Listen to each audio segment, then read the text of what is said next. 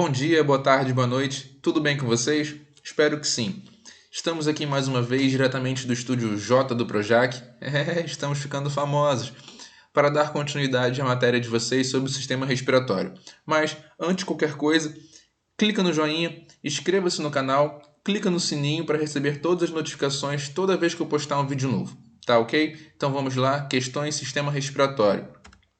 Antes de eu responder, dê uma pausa no vídeo, leia a questão e dê uma pausa no vídeo, tenta fazer sozinho, depois você pega o gabarito, tudo bem? Então vamos lá. Questão 1.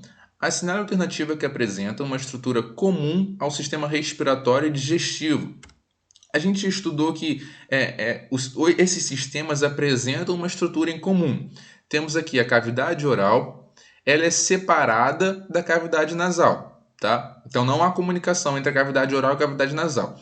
Partindo um pouco depois da cavidade nasal, temos a nasofaringe, que é uma divisão da faringe. E partindo da cavidade oral, temos a orofaringe, que é uma divisão da faringe. Então, a estrutura que é comum a esses dois sistemas, ao respiratório e digestório, digestivo, é a faringe, tá?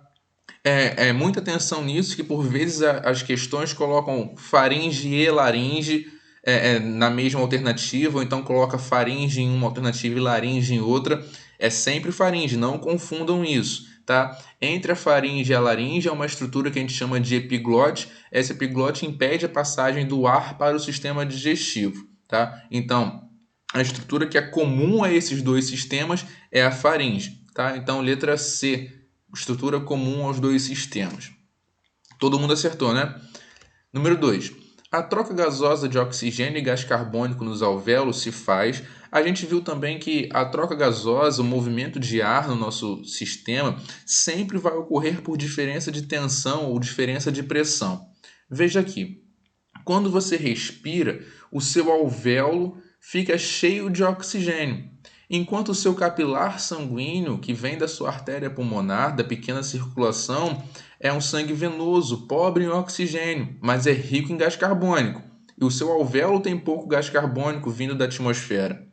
Então, por diferença de tensão, por diferença de pressão, o gás carbônico que está no seu capilar sanguíneo ele vai para o alvéolo, enquanto o seu alvéolo que está cheio de oxigênio ele perde, ele libera esse oxigênio para o vaso sanguíneo. Então, é essa troca gasosa, essa hematose, que é nada mais do que a oxigenação da molécula de hemoglobina, tá? Então, a troca gasosa de oxigênio e gás carbônico nos alvéolos se faz por diferença de tensão ou diferença de pressão entre esses gases, entre o alvéolo e o capilar. Tudo bem? Letra E. Fácil essa, né?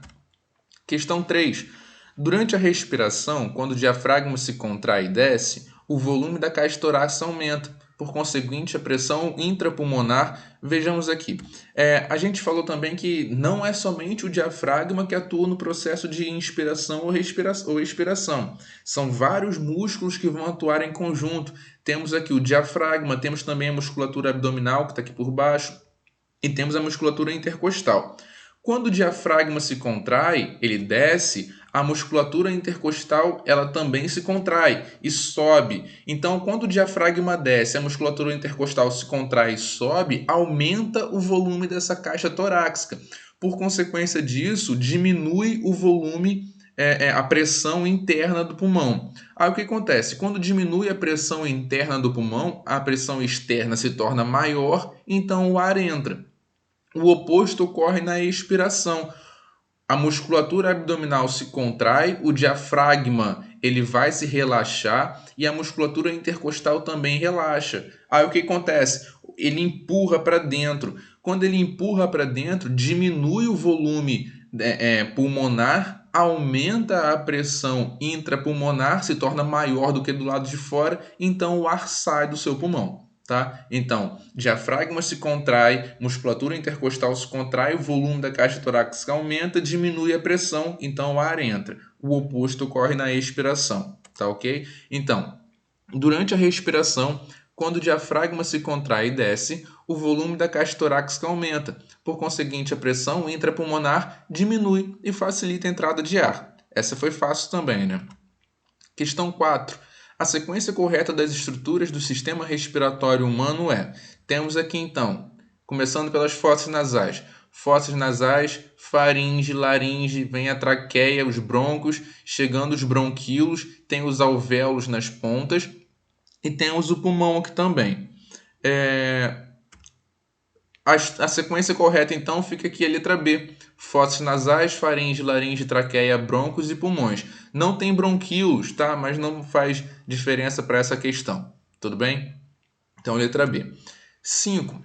Muitas das modalidades esportivas disputadas na Olimpíada Rio 2016 exigiram dos atletas um esforço máximo do sistema respiratório. Mas por que o esporte exige um grande esforço do sistema respiratório? Porque você precisa obter oxigênio para que o seu corpo produza energia. Então você faz com que o seu sistema respiratório e também o seu sistema circulatório trabalhem muito mais. Tá? Então vamos lá ver as afirmativas a seguir. A primeira, os pulmões estão localizados acima do diafragma, um músculo que desempenha importante papel nos movimentos de inspiração e expiração. Correto. Ele se contrai durante a inspiração e ele relaxa durante a expiração. 2. As trocas gasosas que ocorrem nos alvéolos se dão por difusão facilitada e transporte ativo. Não, transporte ativo ocorre quando há gasto de energia e a difusão facilitada com a participação de proteínas. Nesse caso, é uma difusão simples, é um epitélio simples, de uma camada simples de células que permite então essa troca gasosa. Então a 2 está errada. Tá? Percebam aqui, ó, a 2 está errada, então eu já elimino a letra B e também elimino a letra E, porque eu sei que a 2 está errada. Tá? Então vamos lá. Elimino a letra C também. Ó. Então eliminei a letra B, eliminei a letra C e eliminei a letra E. 3. Os alvéolos pulmonares são formados por um epitélio pluristratificado, o qual é recoberto por arteríolas. Ele não é um epitélio pluristratificado, ele é um epitélio pseudoestratificado. É um epitélio simples, é apenas uma única camada de células. Então, a gente percebe que não é pluristratificado, mas sim pseudoestratificado. Então, a 3 também está errada. Então, a gente elimina aqui a letra D. A letra B já tínhamos eliminado antes, sobrou só a letra A. Vamos continuar lendo aqui as afirmativas. 4. A capacidade respiratória do indivíduo não pode ser aumentada pela prática de exercícios físicos. Não, ela pode ser aumentada, seja em questão de volume pulmonar, de musculatura ou então de células sanguíneas para a condução de oxigênio. A 4 também está errada. 5.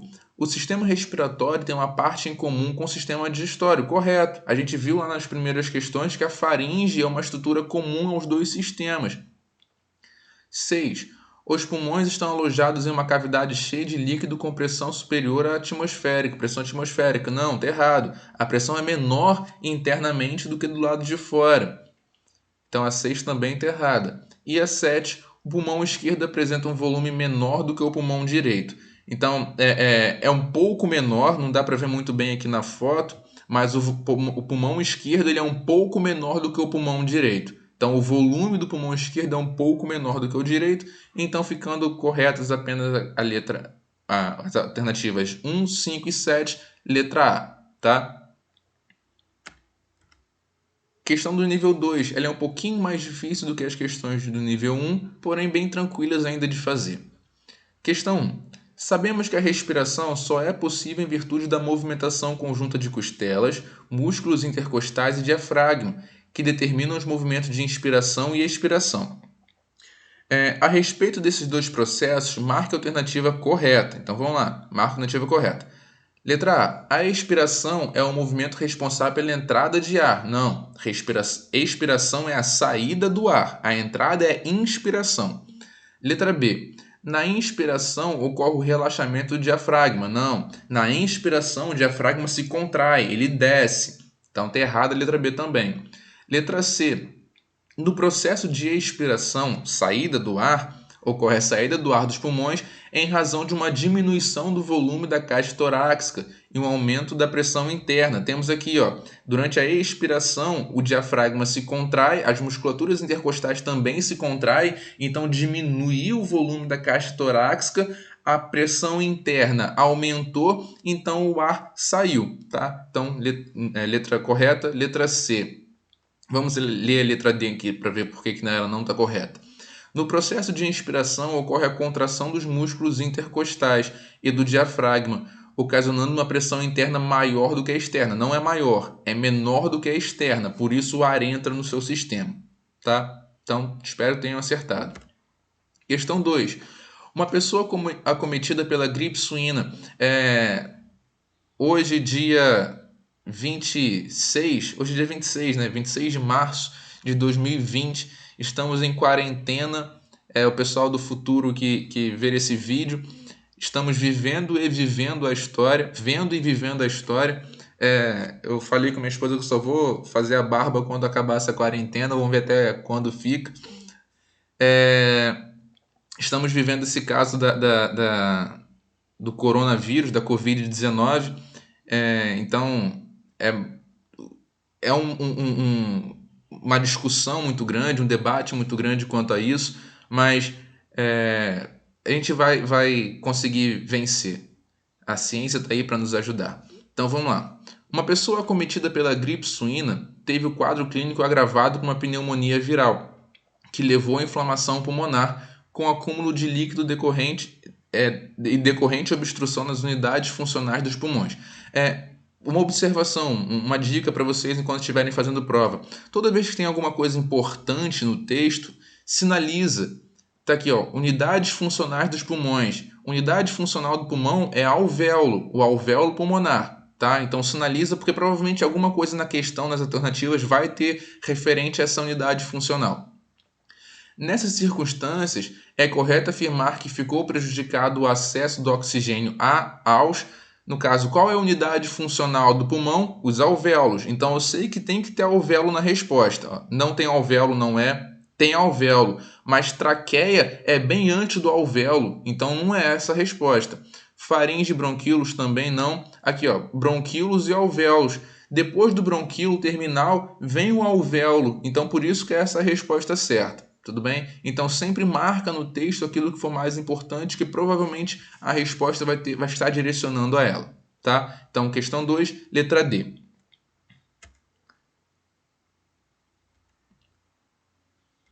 Questão 3. Nos esquemas a seguir, o aparelho respiratório humano está sendo representado e nele são localizadas as suas principais estruturas, tais como vias aéreas superiores, traqueia, broncos, bronquíolos terminais e sacos alveolares, no caso os alvéolos, que se encontram numerados. Aí tem aqui toda a numeração dessas estruturas. A respeito desse desenho, são feitas 3 afirmativas. Aí vamos lá, primeira afirmativa. Em 4, o ar passa em direção aos pulmões após ter sido aquecido em 1. Então temos o 1 aqui, as fosas nasais, e temos aqui o 4, provavelmente os brônquios. Correto, então, o ar é aquecido em 1 e passa chegando aos pulmões por 4, através de 4. Afirmativa 2. Em 6, o oxigênio do ar penetra nos vasos sanguíneos, sendo o fenômeno conhecido como hematose. Onde está o 6? O 6 provavelmente está aqui, ó, é um brônquio. Então, o ar não penetra o vaso sanguíneo nos brônquios, mas sim nos alvéolos. Então, a 2 está errada. 3. Em 8, o gás carbônico proveniente do sangue segue o caminho de volta para o ar. Em 8 está aqui, ó, os alvéolos pulmonares. Correto, no processo de hematose, o gás carbônico sai do vaso sanguíneo e vai para o alvéolo. Então estão certas a 1 e a 3. Tá? 1 e a 3, letra D. Fácil essa também, né? Questão 4. A figura abaixo mostra uma estrutura muito importante do sistema respiratório. Observe a figura e marque a alternativa que indica corretamente o nome dessa parte do sistema respiratório e os processos que nela ocorrem. Temos aqui uma estrutura muito parecida, por vezes dizem que é parecida com um cacho de uva, que é o alvéolo pulmonar. Tá? Então vamos lá. A figura representa os brônquios? Não, não é. A figura ilustra os bronquíolos? Também não. A figura representa os alvéolos pulmonares, sim, local onde ocorre o processo de hematose, ou seja, a passagem de gás oxigênio para o sangue e de gás carbônico do sangue para os pulmões. Correta, perfeita a resposta. Então, letra C. Por que não é a D? A D está falando assim, a figura representa os pulmões, tá? Então, a gente já sabe que não é. Toda vez que você vê essa foto aqui, vai estar referente ao alvéolo pulmonar, tá? Processo de hematose. Então, questão 4, letra C, bem tranquilo. Questão 5. Considere a seguinte frase sobre respiração. O ar entra nos pulmões quando ocorre 1 do diafragma, 2 dos músculos intercostais e consequente 3 da pressão 4. Para completar corretamente 1, 2, 3 e 4, devem ser substituídos respectivamente por... Vamos lá então. Quando ocorre o processo de inspiração, a entrada de ar, vai ocorrer a contração dos músculos intercostais, a contração dos músculos intercostais, a contração do diafragma, vai ocorrer um aumento do volume da caixa torácica e uma diminuição da pressão interna. Por isso o ar entra no seu sistema. Então vamos lá. O ar entra nos pulmões quando ocorre a contração do diafragma, a contração dos músculos intercostais e consequente diminuição da pressão interna dos pulmões, tá? Então, letra B, contração, contração, diminuição e interna. Correto? Todo mundo acertou essa, né? Essa é fácil. Questão 6. A respiração é a troca de gases do organismo com o ambiente. Nela, o ar entra e sai dos pulmões graças à contração do diafragma. Considere as seguintes etapas do processo respiratório do homem. Durante a inspiração, que é a entrada do ar, o diafragma se contrai e desce, aumentando o volume da caixa torácica. Beleza, o volume da caixa torácica aumenta, a pressão por consequência disso diminui. Vamos lá. 2. Quando a pressão interna na caixa torácica diminui e se torna menor do que a pressão do ar atmosférico, o ar penetra nos pulmões. Perfeito. A pressão interna ela diminuiu porque o volume da caixa aumentou, se tornou menor do que a pressão externa e por isso o ar entra então nos seus pulmões. Tá? Então a 1 e a 2 estão corretos. 3. Durante a expiração, o volume torácico aumenta e a pressão interna se torna menor do que a pressão do ar atmosférico. Vamos lá. Durante a expiração é quando você joga o ar para fora. O volume da caixa torácica não aumenta, o volume torácico vai diminuir. Por isso que você vai jogar esse ar para fora, tá? A pressão vai se tornar maior internamente do que do lado de fora. Então, a 3 está errado. 4. Quando o diafragma relaxa, então, você acabou de respirar, você vai jogar o ar para fora, o diafragma vai relaxar. Ele reduz o volume torácico, correto? E empurra o ar usado para fora dos pulmões. Belezinha. Então, 1, 2 e 4 estão corretos. Tá? Temos aqui então representando quando ocorre a expiração, o diafragma relaxou, os músculos intercostais também relaxam, a pressão, a caixa torácica como um todo diminui, a pressão interna aumenta e o ar por isso sai do seu sistema. Tá? Questão 7. Considere as seguintes etapas do processo respiratório no homem. 1. Produção de ATP nas mitocôndrias. 2. Ocorrência de hematose ao nível dos alvéolos. 3. Transporte de oxigênio aos tecidos pelas hemácias. A ordem que essas etapas se realizam a partir do momento em que o indivíduo inspira o ar do ambiente é... Então vamos lá, a gente tem que colocar em ordem esses 3 eventos aqui. Você acabou de respirar, acabei de inspirar, joguei o ar para dentro. Vai ocorrer a hematose. A hematose é o quê? É a oxigenação da hemoglobina. Então, ocorre a hematose primeiro, a hemácia, então, é carregada por oxigênio, esse oxigênio é transmitido, é levado aos tecidos, onde vai ocorrer a produção de energia pelas mitocôndrias. Então, primeiro que vai ocorrer é a hematose, a nível dos alvéolos. Depois ocorre, então, o transporte de oxigênio aos tecidos pelas hemácias e, por último, a produção de ATP pelas mitocôndrias, tá? Então, 2, 3 e 1, letra C, tá? Todo mundo acertou, né? Número 8. No homem, o controle dos movimentos respiratórios é exercido.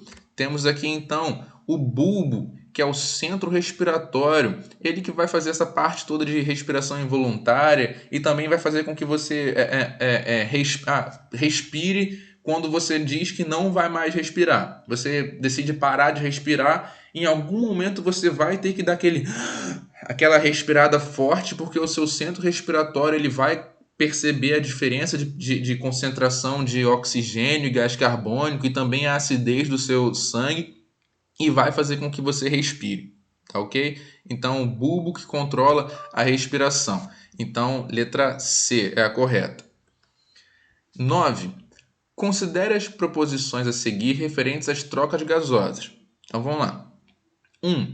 Hematose é a transformação do sangue venoso em arterial.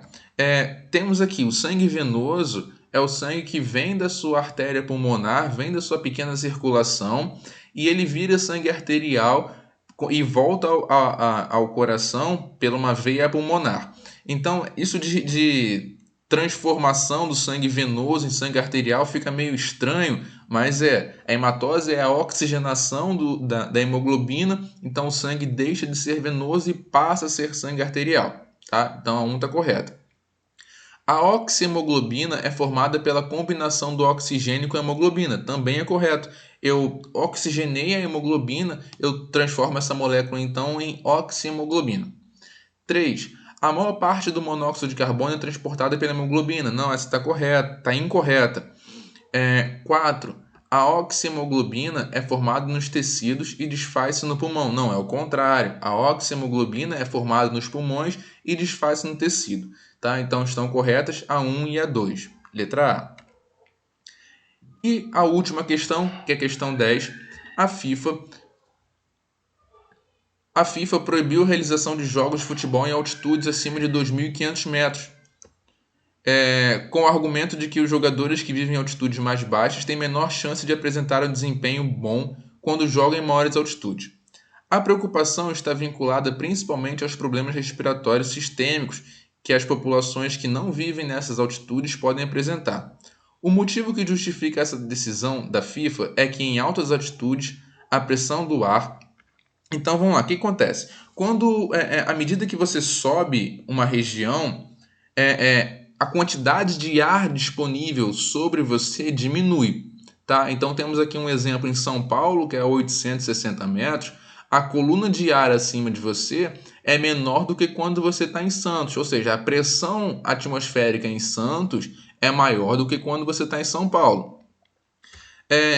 Aí o que acontece então? Por que a FIFA proibiu os jogos em tais altitudes? Porque a pressão atmosférica nessa região é menor, o ar se torna mais rarefeito e a dificuldade de respiração é maior, tá? Então, tenham isso em mente. Quanto mais alto você estiver, menor vai ser a pressão atmosférica e mais difícil vai ser respirar, porque a pressão interna, a pressão do seu pulmão vai ser maior do que a pressão do lado de fora. Então, você vai ter essa dificuldade na respiração, tá? Então, por hoje é só, isso é tudo. Deu alguns probleminhas aqui agora no final do vídeo, mas deu tudo certo. Tudo bem? Espero que tenham entendido, espero que tenham acertado todas as questões. Qualquer coisa, tamo aí, tá? Valeu, abraço, tchau, tchau.